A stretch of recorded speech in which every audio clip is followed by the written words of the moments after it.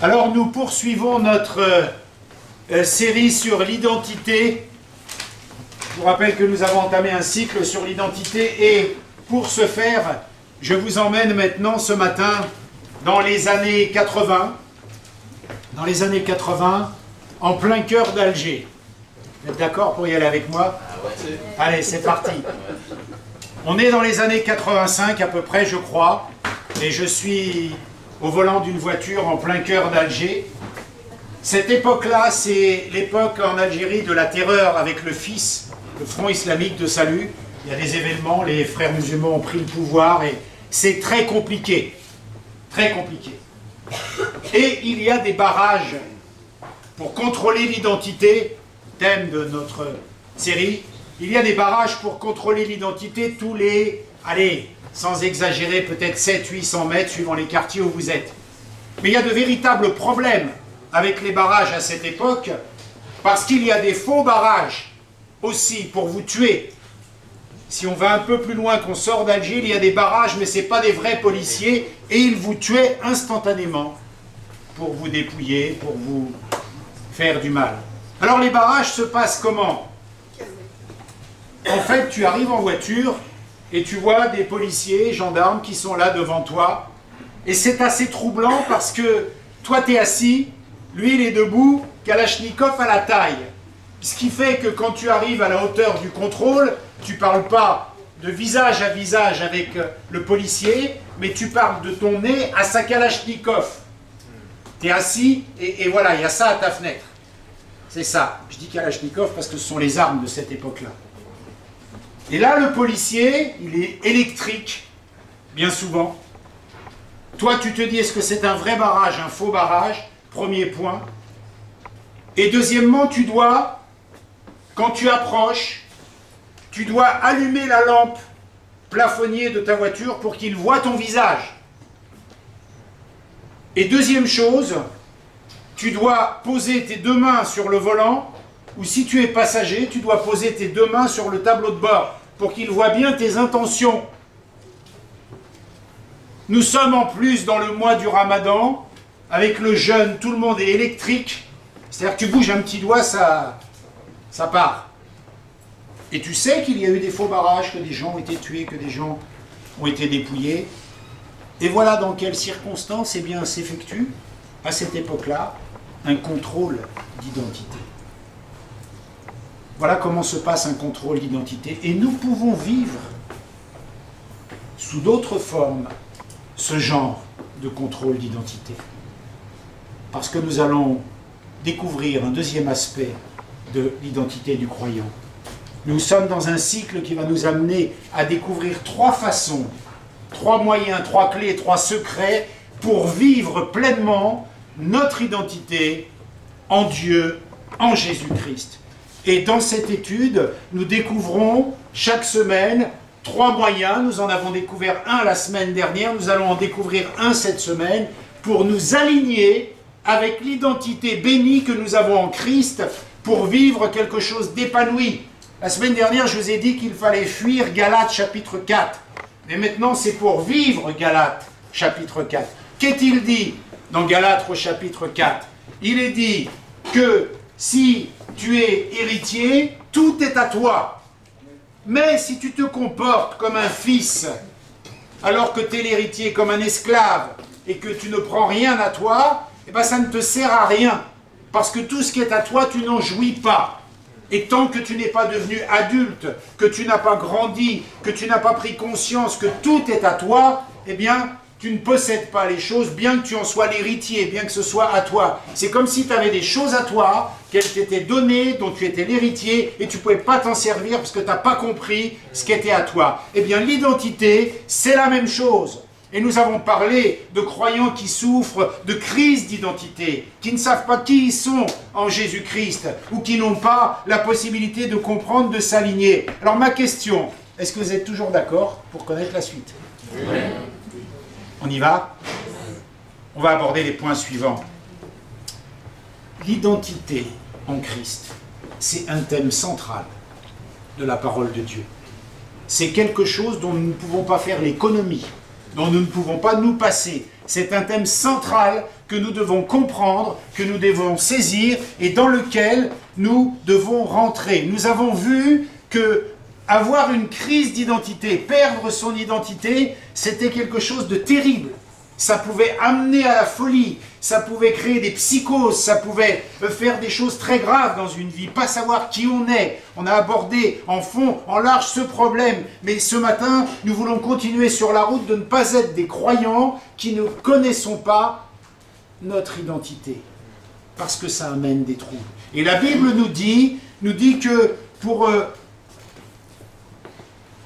vivre les promesses pleinement qui vont avec l'identité que nous avons en Jésus-Christ, eh bien nous devons apprendre ce processus. Nous devons connaître ces points qui nous alignent avec la parole de Dieu. Et la Bible nous le promet, c'est accessible, c'est possible, c'est réalisable, parce que les choses ne seraient pas écrites pour dire c'est à vous, vous pouvez y accéder si ce n'était pas possible. Ce serait un non-sens. Donc ce que nous donne la parole de Dieu, c'est pour nous. On peut y accéder, on peut le vivre, et c'est cela ce que je vous propose de vivre ce matin avec la parole de Dieu. Alors on va continuer dans ce deuxième volet de la parole de Dieu qui va nous dire comment franchir les différents barrages, les différents contrôles d'identité qu'il pourra y avoir dans notre vie. Ça va? On va voir le deuxième point, un point qui est aussi important. C'est comme si on allait au restaurant, là, qu'on s'asseyait et qu'on regardait le menu. Bon, nous avons pris l'entrée la semaine dernière. Nous avons pris l'entrée. Le premier point, vous vous en souvenez, à propos de l'identité. Je ne vais pas revenir dessus, sauf peut-être un petit peu pour faire quelques rappels. Mais on est assis au restaurant et on regarde le menu. Et maintenant, nous allons prendre le plat principal. Nous avons vu le P de proclamer. Proclamer son identité, décliner son identité. Eh bien, nous allons voir ensemble maintenant ce deuxième point qui est encore plus fort, qui est encore plus puissant, et ce point-là fait une énorme différence dans la vie du croyant. Et nous ne pouvons pas passer à ce deuxième point si nous n'avons pas validé le premier. Si nous n'avons pas pris une bonne entrée, eh bien on ne pourra pas aller au plat principal. Alors notre identité, on l'a vu, il faut s'identifier. Il faut s'identifier. Et à ce stade de notre étude, nous devons être clairement, conformément à ce que nous avons vu, capables de nous identifier. On doit être clairement capable, potentiellement, de s'identifier, de dire, si je te pose la question, qui es-tu? Tu dois pouvoir dire automatiquement, qui nous sommes en Jésus-Christ. Automatiquement. Et pour ce faire, je vous prends l'exemple de Dieu lui-même. Donc on ne peut pas avoir un modèle plus puissant, plus réel, et un modèle qu'on doit suivre absolument. Dieu lui-même s'est identifié. Je vous renvoie à Moïse, à l'épisode du buisson ardent. L'histoire, c'est quoi? C'est qu'il voit un buisson qui flambe, mais qui ne se consume pas. Et Moïse dit, qui es-tu? Il pose cette question-là. Et la réponse de Dieu, c'est « Je suis ». Je suis. Je suis celui qui suit, qui sera, qui est. Je suis. Il décline clairement son identité. Il dit qui il est. Et ça, c'est notre rôle de croyant aussi, de décliner qui on est. Nous avons vu que quand on pose la question aux démons, ils déclinent leur identité. Qui es-tu? Je suis. Légion. Nous avons vu que quand il y a des rencontres angéliques, qui es-tu? Ils disent « je suis tel ange, je suis telle personne », se positionner par rapport à notre identité. Et toi, mon frère, ma sœur, qui es-tu? Tu dois pouvoir répondre à cette question selon les critères que nous avons validés la semaine dernière dans la parole de Dieu. Qui es-tu? Tu dois répondre à cette question parce que tout commence là. Tout ce que tu mets derrière « je suis », c'est là que ça commence pour toi l'histoire. Tu proclames ton identité. Et tu ne peux pas passer à l'étape suivante si tu ne peux pas répondre à la question « Qui es-tu » ? Mais ça, on l'a fait la semaine dernière. On doit donc avancer. Le deuxième P, le deuxième point de ces 3 points pour s'aligner sur l'identité que nous avons en Christ, il va s'agir de prouver notre identité. La lettre P comme pour prouver. Et nous allons voir encore que nous avons un support dans la parole de Dieu pour faire cela, et c'est Dieu lui-même, et toujours dans l'épisode du buisson ardent, parce que Dieu dit à Moïse, « Je suis ». Là, il décline, il proclame son identité, il dit qui il est. Mais il dit autre chose par la suite. Il lui dit maintenant, Moïse, tu vas aller voir ce pharaon-là, qui est l'homme le plus puissant de la terre de l'époque. Et tu vas lui dire, « Je suis ». Dieu est en train de dire à Moïse, « Je t'ai dit qui j'étais, maintenant je vais te prouver qui j'étais avec les plaies. » Parce que quand les plaies vont avoir lieu, il va y avoir une démonstration de la preuve de la puissance de Dieu. Il va prouver, il a dit qui il était, maintenant il dit, il prouve qui il est. Et encore une fois, Dieu étant notre modèle, je ne vois pas comment on peut faire l'impasse de nous aussi prouver notre identité. C'est pas possible. Dieu lui-même l'a fait. C'est-à-dire que Dieu dit quelque chose, je suis un tel, et il dit maintenant je te prouve que je suis bien celui que je dis. Et nous, en tant que croyants, nous allons exactement de la même façon devoir prouver notre identité. Et vous avez vu, quand il y a un contrôle, on doit bien dire qui on est. Hein. On doit prouver notre identité. Et la Bible nous enseigne eh bien, qu'on doit prouver notre identité d'abord devant les hommes. D'abord. Parce que quand un policier t'arrête, là on n'est pas dans un faux, un vrai, on est en France, quand un policier t'arrête, tu es obligé de lui prouver ton identité, de lui dire qui tu es. Et qui tu es, des fois, ça consiste à bien te tenir, pas qu'à montrer tes papiers. Donc la Bible dit que tu dois obéir à la loi et tu dois prouver ton identité. Mais la parole de Dieu, dans 1 Pierre, dans la première épître de Pierre, chapitre 3, verset 15, nous dit autre chose. Nous dit que tu dois prouver ton identité devant les hommes de cette façon-là aussi. On va lire ensemble ce verset. « Mais sanctifiez dans vos cœurs Christ le Seigneur, étant toujours prêt à vous défendre avec douceur et respect devant quiconque vous demande raison de l'espérance qui est en vous. » Ça, c'est clairement prouver son identité de croyant quand on nous demande « Mais pourquoi tu fais ça ? Je vais dire n'importe quoi, pourquoi tu voles pas, pourquoi tu mens pas ?» Je suis chrétien, c'est mon identité, je te le prouve en ne faisant pas ça. J'obéis à la loi. Je te rends compte de qui je suis, je te prouve qui je suis, et ma façon de vivre te montre qui je suis. Et on doit rendre compte, nous dit la parole de Dieu devant les hommes, de qui nous sommes. Mais je ne peux pas prouver qui je suis si déjà je n'ai pas déclaré qui j'étais. Et quand on dit déclarer qui on était, ça va déclarer selon la façon dont nous l'avons vu la semaine dernière, c'est-à-dire que tu sais que ton identité, elle a un ADN qui puise dans le ciel. Parce que ton identité en Christ, elle ne vient pas d'un homme, d'une femme, elle vient du ciel. C'est quelque chose de divin. Si tu ne sais pas ça, si tu n'as pas compris ça, si tu n'as pas compris que là, ce n'est pas le passeport biométrique de mon collègue de travail qui ne marchait pas, l'anecdote de la semaine dernière, là, on est vraiment, il faut que tu saisisses que ton identité, elle vient de l'au-delà. Mais une fois que tu as compris ça, tu dois l'adopter, tu dois l'avoir en toi, tu dois pouvoir y répondre immédiatement. Comme cette jeune femme dont je vous ai cité la vie, cette étudiante roumaine, rappelez-vous pour celles et ceux qui étaient là, à un moment donné, elle a choisi son identité. Elle a dit « je suis ça ». Tant pis pour ça, je suis ça. Et on ne peut pas prouver qui on est si on n'a pas d'abord choisi qui on était, si on ne sommes pas, si le « je suis » n'est pas en règle. On ne peut pas. Et devant les hommes, la Bible nous dit qu'on devra prouver notre identité. Mais aussi la Bible nous dit que on va devoir prouver son identité devant le diable. Ça, c'est important. Parce que les gars qui nous attendaient avec la Kalachnikov, ils n'étaient pas tous bien intentionnés envers nous. Mais il fallait quand même leur prouver notre identité.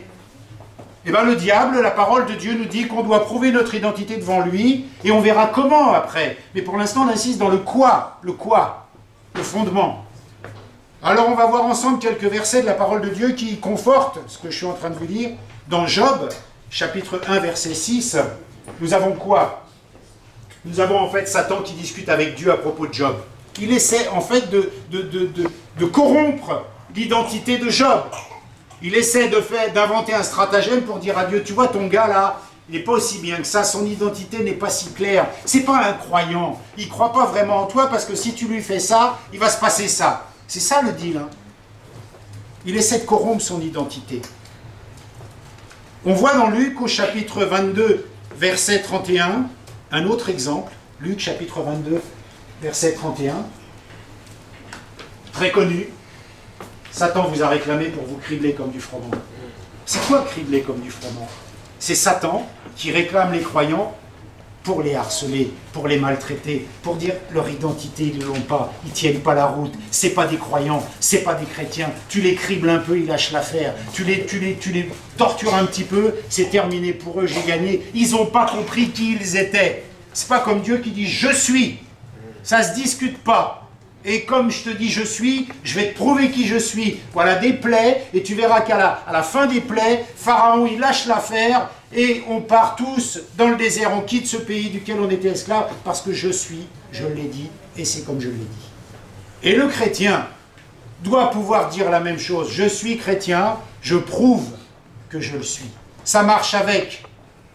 Il n'y a pas de fausse identité, de défaut de papier. On voit dans Apocalypse chapitre 12, verset 10. Pourquoi je vais vous donner plusieurs versets? C'est important de comprendre qu'on doit prouver notre identité à Satan. Et après, on verra comment lui prouver. Là, nous sommes dans pourquoi il faut lui prouver. Et j'entendis dans le ciel une voix forte qui disait maintenant, le salut est arrivé, et la puissance et le règne de notre Dieu, l'autorité de son Christ, car il a été précipité, l'accusateur des frères, celui qui les accusait devant notre Dieu jour et nuit.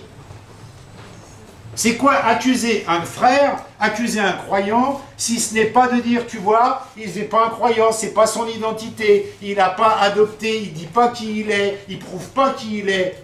Je l'accuse parce que ça il le fait, ça il le fait. L'accusateur jour et nuit.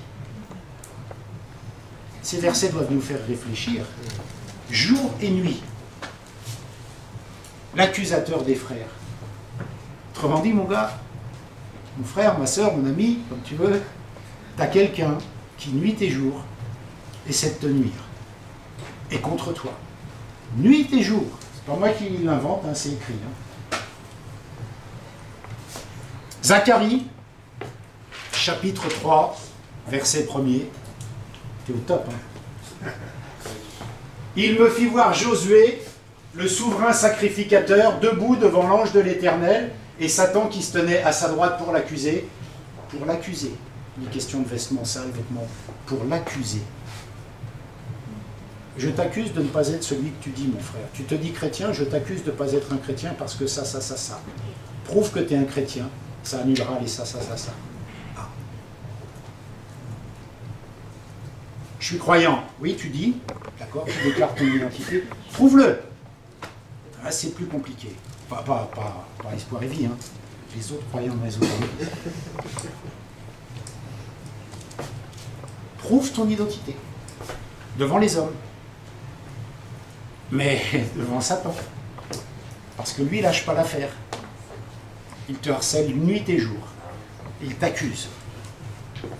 Et le moindre faux papier, le moindre sans-papier, le moindre truc qui n'est pas dans ton identité,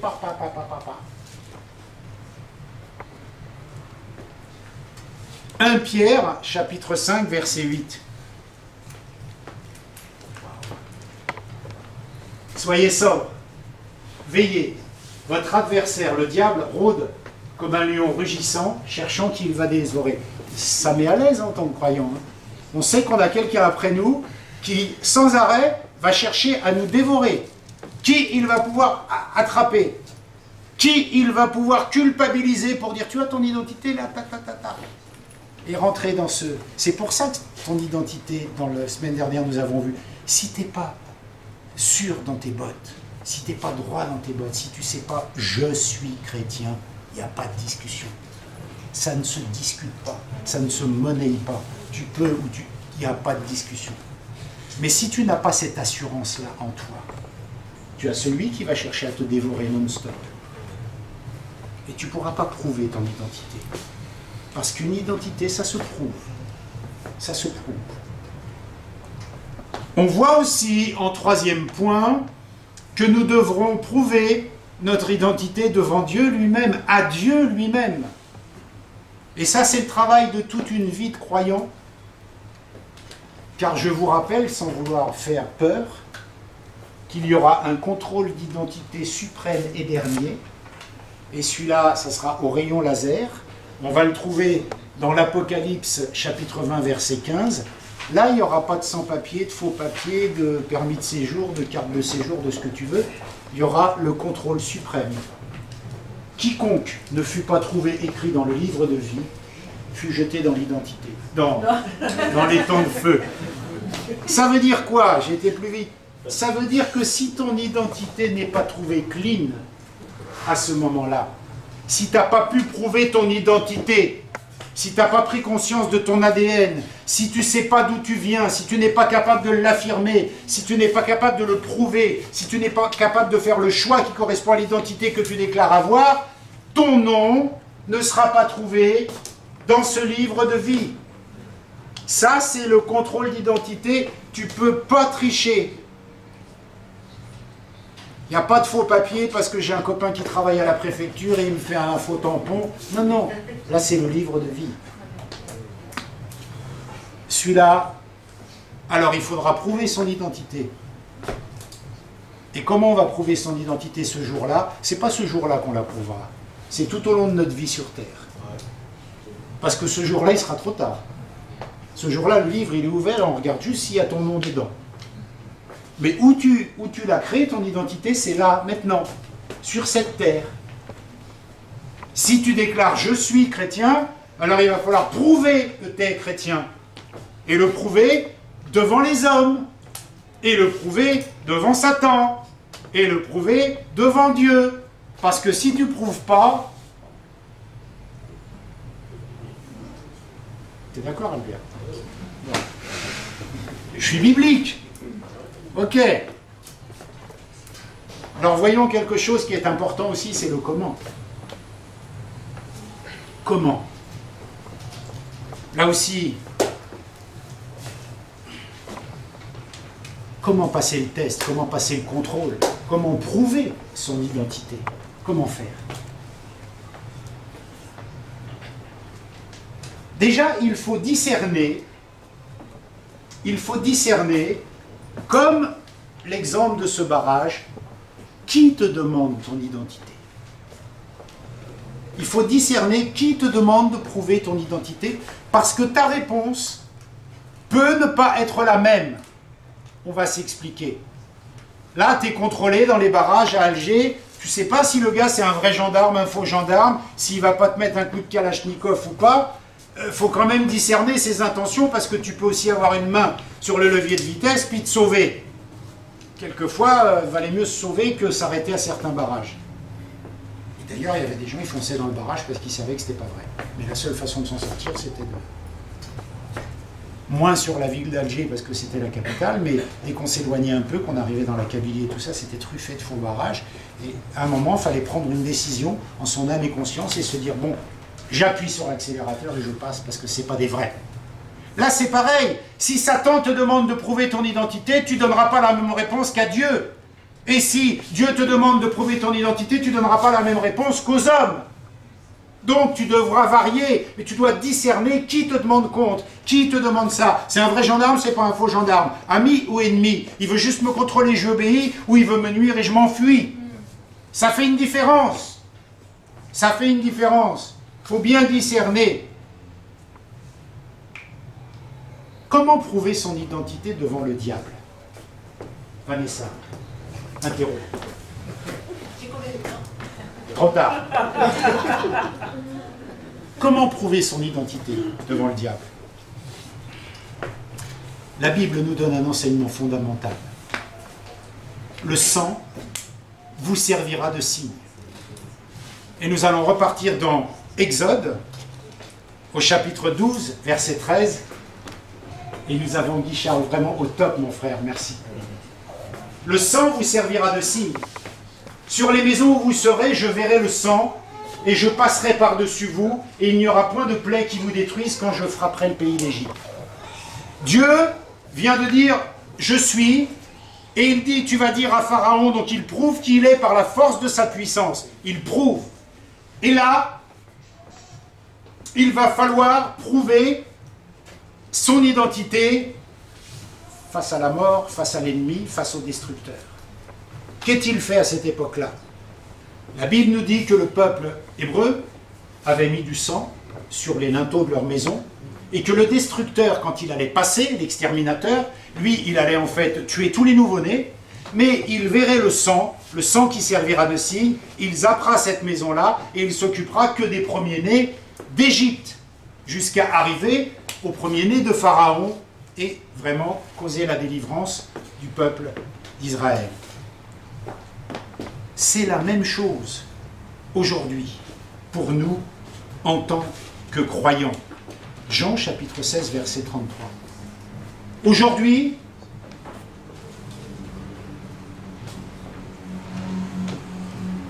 Jésus-Christ nous dit la chose suivante. J'ai vaincu le monde. J'ai vaincu la mort. J'ai vaincu le monde. Ça veut dire quoi? Ça veut dire que toi, quand le diable vient te demander qui es-tu, c'est-à-dire qu'il commence à jeter l'ivraie, le venin du doute. Ah, t'es peut-être pas un bon chrétien, il vient jeter ton identité, elle est corrompue, la puce magnétique de ton biométrique marche pas. Vous voyez ce genre de délire-là. T'as qu'une réponse. Le sang de Jésus à la croix, tais-toi.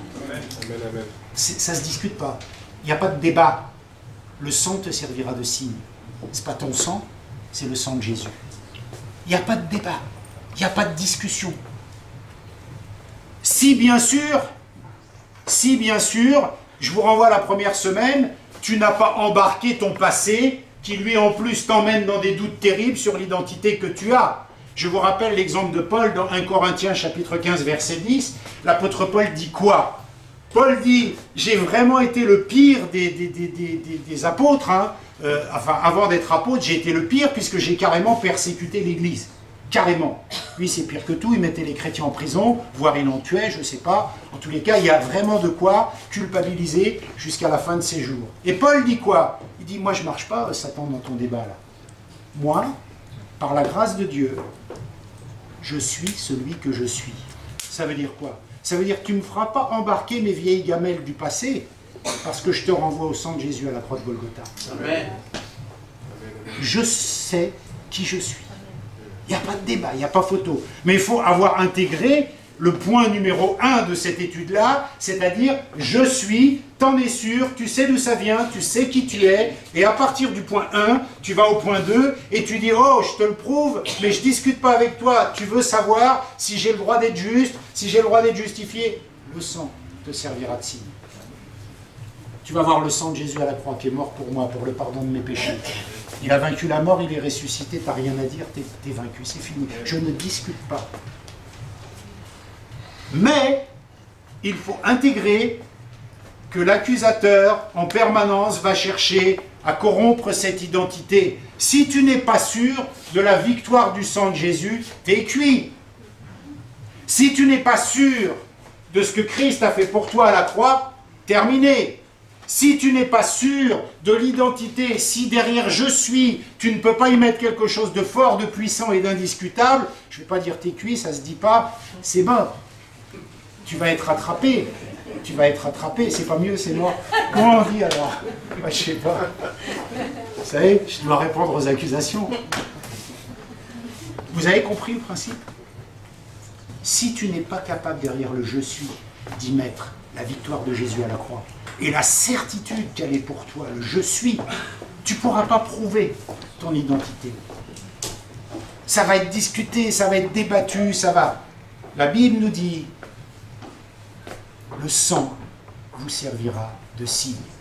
Dans l'Ancien Testament, c'était le sang d'un agneau sur le linteau des maisons. Dans la Nouvelle Alliance, c'est le sang de Jésus-Christ à la croix de Golgotha. Il n'y a pas de débat, il n'y a pas de discussion. Je prouve, pas par ma force, je prouve parce que le Fils de Dieu, Jésus-Christ, Dieu lui-même, m'a sauvé. Le débat est clos, en tous les cas pour devant le diable. Le débat est clos. Deuxième point, comment devra-t-on prouver notre identité devant les hommes. Parce qu'il va falloir le faire, ça aussi. Nous voyons dans l'exemple de ce barrage que, eh bien, il fallait montrer son visage, mettre la lumière sur son visage.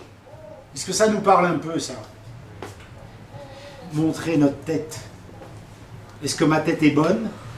Est-ce que j'ai une bonne tête? Est-ce qu'elle renvoie un bon message? Est-ce qu'elle n'envoie pas un message agressif à celui qui me contrôle? Est-ce que mon collègue, mon mari, ma femme, je montre un bon visage? Un visage sur lequel on peut dire oui, celui-là il est ok, c'est pas un terroriste. Parce que c'est ça ce qu'ils cherchaient à l'époque, c'était les terroristes. Hein. Mais ils étaient eux-mêmes terroristes, donc c'était compliqué. Je ferme la parenthèse. Est-ce que ton visage, quand on lui met la lumière dessus, reflète vraiment qui tu es? Parce que dans la voiture, quand tu allumais la petite lampe de la voiture, bah ça t'éclairait direct. On voyait ta tête. On voyait si tu avais des yeux méchants, si tu avais un visage tendu. Si, vous savez, il y a un langage non verbal. Hein, il y a un langage non verbal qui dit tout de suite nos intentions. Ben voilà comment on va prouver notre identité devant les hommes, avec notre langage non verbal. Et il fallait en plus, en guise de bonnes intentions, il n'y avait pas le visage, il fallait mettre les mains visibles. Les deux mains sur le volant ou les deux mains sur le tableau de bord. Là, mon gars, tu n'as pas intérêt de faire tomber ton stylo et de te baisser parce que direct, t'es mort. Si tu fais semblant d'aller chercher quelque chose en bas, c'est fini. Donc, il ne faut pas bouger, il faut mettre les mains là, dire, tu vois mes mains, coucou, elles sont là. Il n'y a pas de pistolet, il n'y a pas d'arme, je ne suis pas dangereux. Regarde, je suis là, je viens. Et bien, c'est ça. En étant dans cet exemple-là dans la vie du croyant. Il doit prouver son identité de cette façon-là. En montrant qu'il n'y a pas de danger qui vont venir de lui. En montrant qui il est. En acceptant que la lumière éclaire sa tête pour bien se mettre en évidence et dire oui, je suis vraiment celui que je dis être. Et je vais te le prouver, regarde mes mains. Je suis vraiment celui que je dis être, regarde mon visage. Angélique. Vous avez compris? C'est juste pour amorcer la réflexion. Troisième point. On doit prouver son identité devant Dieu, on a dit. Comment le faire? Ben, c'est tout simple, par la foi. C'est par la foi dans sa parole, par la foi dans le sacrifice de Jésus qu'on prouve notre identité. C'est ça notre identité. Notre identité, c'est de croire et d'obéir. Alors à Dieu, on lui prouve à lui, en tous les cas, par la foi. C'est pour ça que je vous dis, suivant la personne qui vient te questionner sur ton identité, tu ne peux pas lui répondre de la même façon. Il faut varier, il y a des nuances. Par la foi. Et là, on ne peut pas avoir des faux papiers, puisqu'on est dans le domaine de l'identité. Parce que même si tu as le passeport biométrique le mieux trafiqué du monde, avec la meilleure puce, et que tu connais plein de gens à la préfecture qui t'ont tout validé, tu ne peux pas avoir de faux papiers. Parce que ce contrôle final-là, il sera fait par le roi des rois, par celui qui connaît tout, par celui qui connaît toutes choses, qui a créé les cieux, qui a créé... Tu ne le trompes pas. Tu ne le trompes pas. Tu te trompes, parce que tu ne le trompes pas. Et là, pas de faux papiers, pas de fausses cartes de séjour, pas de tout ce que tu veux, tous les trafics de permis falsifiés, tout ce que tu veux. Pas de faux papiers. Mais derrière le mot faux papier, vous avez compris que c'était un exemple. Pas de fausse vie, pas de faux semblants, pas de fausses attitudes, pas de faux... plein de choses fausses. À la fin des temps, je vais terminer par là, il y aura juste la preuve de qui on est. Il n'y aura pas de faux policiers là, qui seront... Non, non, le vrai contrôle, ça sera le livre de vie. Il n'y aura pas de faux barrages. Il n'y aura pas de vivre de façon irrégulière avec des faux trucs et des faux machins. Il y aura la vérité, le laser de Dieu qui va venir et qui va éclairer. Alors nous avons vu la semaine dernière que j'ai fait un slogan. J'ai dit tu peux perdre tes papiers mais jamais ton identité. C'est ce qu'on a vu la semaine dernière. Et maintenant on va trouver un slogan à la maître Yoda. ton identité, tu prouveras. Oui, parle comme ça, mec. Je vais le faire en langage plus simple. Tu peux être contrôlé, mais tu dois prouver ton identité. Il peut y avoir des contrôles dans la vie, il peut y avoir des barrages spirituels. Spirituels du bon côté, de la part de Dieu, mais spirituels du mauvais côté, de la part du diable. Il peut y avoir des barrages de policiers. Tu peux sortir tout à l'heure et dire « Monsieur, vos papiers. » Ah oui, oui, bien sûr, tenez.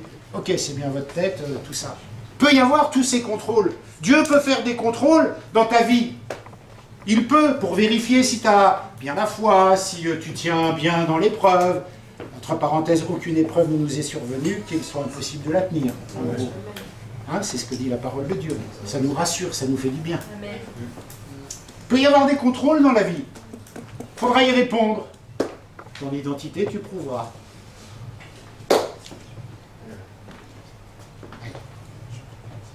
On doit prouver notre identité, c'était le deuxième point. Le deuxième P.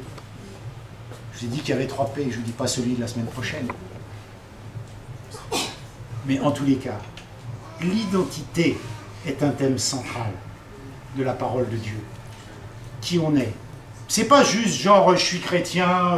Non, non, non, non, non. C'est beaucoup plus fort que ça. Ça va beaucoup plus loin.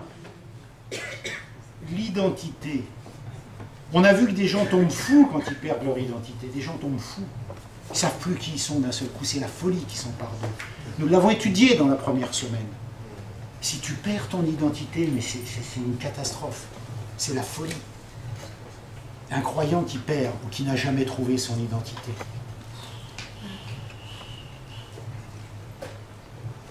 Mais si tu as trouvé ton identité, tu la prouveras automatiquement. Regardez cette jeune femme, Elena, dont on a parlé la semaine dernière. Elle a choisi. Et on avait ce débat de se dire, mais des gens qui n'ont pas Dieu nous donnent des leçons de choix, d'identité, de positionnement. Et nous, on a Dieu, on a le Saint-Esprit, on a la puissance de Dieu pour arriver à cela. Et quelquefois, avec des problèmes 1 million de fois moins importants que d'autres l'ont, ne connaissant pas Dieu, on ne s'en sort pas. Parce qu'on n'a pas pris la mesure, on n'a pas saisi la puissance du message que Dieu veut nous communiquer ce matin. Nous faire rentrer, nous aligner avec cette identité en Christ. Cette identité de croyant qui nous fait vivre pleinement la mesure de toutes choses. Ça, c'est important. Ça, c'est l'œuvre du Saint-Esprit. C'est la communion avec l'Esprit de Dieu qui va te révéler, qui va t'inonder de cette identité-là. C'est super capital. On va prendre un temps pour réfléchir, pour prier. Si vous le voulez bien, je ne sais pas quelle heure il est. Midi 5, ça va.